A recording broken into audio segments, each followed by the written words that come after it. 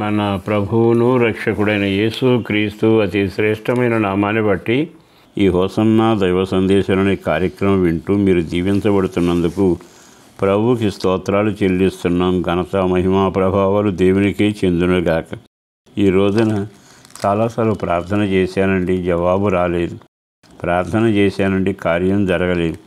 ప్రార్థన చేశానండి అంటూ జరగని కార్యాన్ని తలపోసుకుంటూ కొన్ని విషయాల్లో నిరాశగా కూడా మాట్లాడుతూనే ఉంటాం. తప్పేమీ కాదు. కారణం ఏంటంటే పని జరగలేదుగా. కానీ బైబిల్ లేఖనం ఏముంటుందో తెలుసా?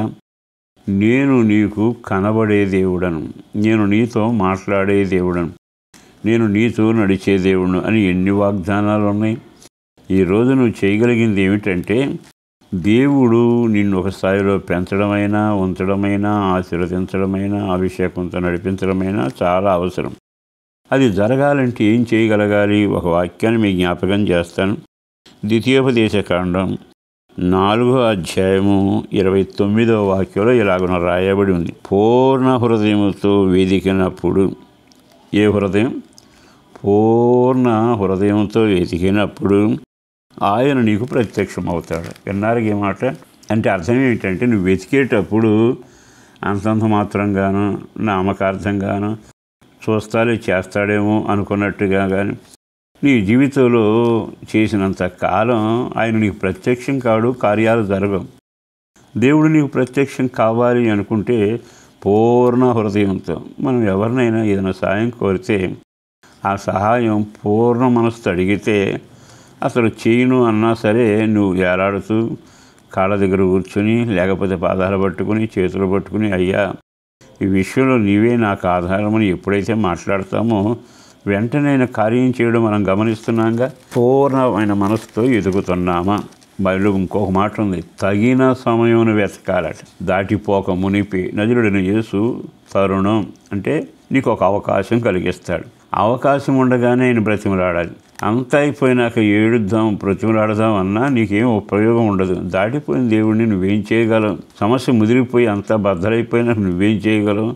అంటే నీ సమస్య ప్రారంభంలోనే ప్రభువును తగిన సమయం ముందు వేడుకొనాలి. ఎక్కడ వేడుకొనాలి అంటే నీ ఉన్న స్థానంలో నుంచే దేవుడు నిన్ను చూసి జవాబు ఇవ్వగలగాలి. ఓసారట ఒక వ్యక్తి లైట్ కింద వెతుకుతా ఉన్నాడట, వీధి లైట్ కింద.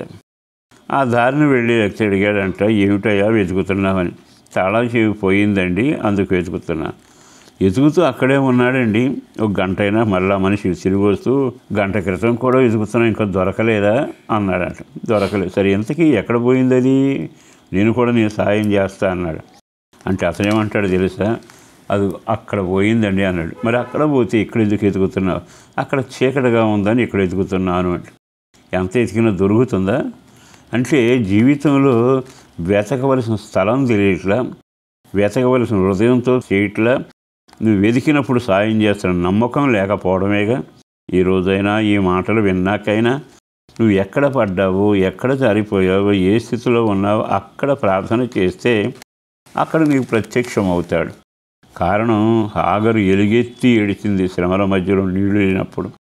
దేవుడు అక్కడే ప్రత్యక్షమై, హాగరు నీకేమైంది అన్నది ఆయనేగా. మరి ఈ రోజున నువ్వు పడిన చోటే, పోగొట్టుకున్న చోటే, జారిపోయిన చోటే వెతకడం ప్రారంభించాలిగా. కష్టాల్లో ఉన్న ప్రభు నాకు ఇప్పుడు నువ్వు కనబడాలి, ఆ పట్టుదల, ఒక దీక్ష, ఆశతో ప్రార్థన చేస్తే అద్భుతాలు జరుగుతాయిగా. మరి ఈ రోజైనా పూర్ణ హృదయంతో వెతుకుతున్నావా? తగిన సమయం ముందు దాటిపోకముందే వెతుకుతున్నావా? నువ్వు వెతకవలసిన చోట వెతుకుతున్నావా? వ్యర్థమైన చోట వెతుకుతున్నావా? ఈ మాటలన్నీ మనసులో పెట్టుకుని నువ్వు చిన్నగా దేవుని వైపు తిరిగి, నువ్వు ఎక్కడ ఊడిపోయావో, పతనం అయిపోయావో, ఎక్కడ దూరం అయిపోయావో, ఎక్కడ నష్టపోయావో అక్కడ నాకు ఇక్కడ సహాయం చేయవా అంటూ నువ్వు రోధించగలిగితే ఆయన తప్పనిసరిగా నీ ప్రత్యక్షం అవుతాడు. ప్రత్యక్షమై నీ కార్యాలను సఫలం చేస్తాడు. నీకు నోటి నిండా నవ్వు కలుగ చేయగలిగినవాడు. ఆయనకే మహిమ కలుగునగాక. పరిశుద్ధుడును ప్రేమామడిన ప్రభు వందనాలయ. అపారమైన నీ ప్రేమ కొరకు ధన్యవాదాలు. చేసిన మేలు కొరకు వందనాలు, చేయబోతున్న కార్యాల కొరకు వందనాలు. హృదయపూర్వకంగా నిన్ను వెతకడం మాకు అలవాటు చేయండి. నువ్వు దాచిన మేలులు, సిద్ధపరిచిన మేలులు మేము అనుభవించగలగాలి. చేస్తున్న ప్రతి పనిలో తోడుగా ఉండి రక్షణ భాగ్యం దయచేయండి. యేసు పేరట వేడుచున్నాం తండ్రి, ఆమేన్.